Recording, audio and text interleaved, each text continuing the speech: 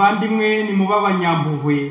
Dore amasomo tugiye kuzirikana kuri wa mbere w'icyumweru cya kabiri cy'igisibo tariki 9 Werurwe 2020. Isomo rya mbere ryo mu gitabo cy'umuhanuzi Daniyeli umutwe wa 9 umurongo wa 4 kugeza ku wa 10. Zaburi ya 79. Ivanjili yanditswe na Luka umutwe wa 6 umurongo wa 36 kugeza kwa 38. Nyagasani Yezu nabane namwe. Amagambo mu Ivanjili ntagatifu uko yanditswe na Luka. Muri icyo gihe Yezu abwira rubanda ati, nimuba abanyampuhwe nk'uko so ari umunyampuhwe. Ntimugashinja abandi namwe mutazashinjwa. Ntimugacira abandi urubanza namwe mutazarucirwa. Nimubabarire abandi namwe muzababarirwe. Ibyo mutanga namwe muzahabwa. Ikibo gishimishije, gitsindagiye, gicugushije, gisheshekaje nicyo bazabuzuriza, kuko igipimisho mugeresha ari cyo muzasubirizwamo. Iyo ni Ivanjili ntagatifu. Bavandimwe, amasomo y'uyu munsi aradufasha kuzirikana ku mutima w'impuhwe. Mube abanyampuhwe. Isengesho rya Daniyeli twumvise mu isomo rya mbere ni isengesho ryizeye impuhwe z'Imana. Daniyeli ari gutakambira Imana abigirira umuryango wacumuye ku Mana ntukurikiza amategeko y'Imana, ariko yizeye imbabazi z'Imana. Nyagasani Imana yacu ni umunyampuhwe n'umunyambabazi. Naho mu Ivanjili y'uyu munsi Yezu arashishikariza rubanda kuba abanyampuhwe ati, nimuba abanyampuhwe kuko so ari umunyampuhwe. Kurebera ku mpuhwe z'Imana nibyo byizewe, kuko urebeye ku wundi ntabwo impuhwe z'abantu zihwitse. Kugendera ku Mana nibyo bizima, kuko igipimo mugeresha ari cyo muzasubirizwamo.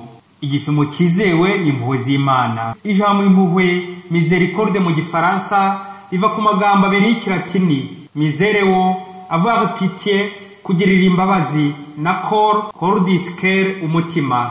Ni umutima ubabarira, ikaba cyane cyane rikoreshwa ku Mana nyirimpuhwe, bigasobanura ubugwaneza Imana igirira abantu ibababarira. Iri jambo kandi miséricorde rihamagarira irindi rigezi ryaryo ryitwa compassion, mu Kilatini k'umupati, souffrir avec, kubabara n'undi cyangwa kubabara mu kigwi cy'undi. Ayo magambo compassion na miséricorde asobanura izo mpuhwe z'Imana natwe abantu duhamagarirwa kwigana. Byumvikane ko kugira ngo ugire impuhwe bisaba ibintu bibiri: kubabara no kubabarira.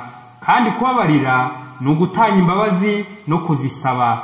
Imana mbere yo kuduha imbabazi ibanza kubabazwa nuko twayihemukiye n'amakosa yacu, ikababara mu kigwi cyacu.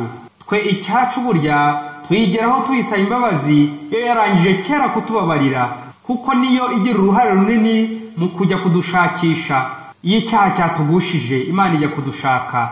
Imana itera intambwe 99 iza kudushaka, natwe ikadusaba gutera agatambwe kamwe gusa tuyisanga ije kudusanganira. Ubwo iyo twemeye kugaruka duhita tugwa mu nyanja y'impuhwe z'Imana, tugashisha twumva kubera impuhwe z'Imana.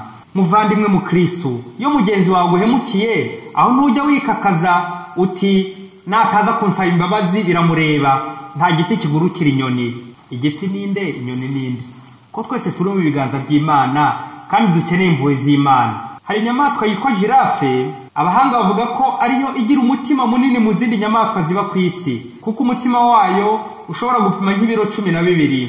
Ikintu kiza kuri iyi nyamaswa kubera umutima wayo munini, izindi nyamaswa zikunda kuyegera, kuko umwuka wayo iyo uzihushye zirishima zikagira ubuzima. Ikindi kandi kuri iyi nyamaswa kubera umutima wayo munini, ishobora kumva ko intare yaje cyangwa indi nyamaswa y'inkazi yahemukira izindi, bityo ikaziburira hakiri kare, bityo zikaba zahunga uwo mubisha, mbese zikagira ubuzima. Mbega inyamaswa nziza igira umutima mwiza kurinda izindi nyamaswa. Umuhanga ati, ntabwo ari igihagararo, ibiro byinshi, inyama nyinshi, umubyibuho, isura nziza, amafaranga, akarimi karyohereye bigira umuntu mukuru, ahubwo n'umutima mwiza no kwicisha bugufi.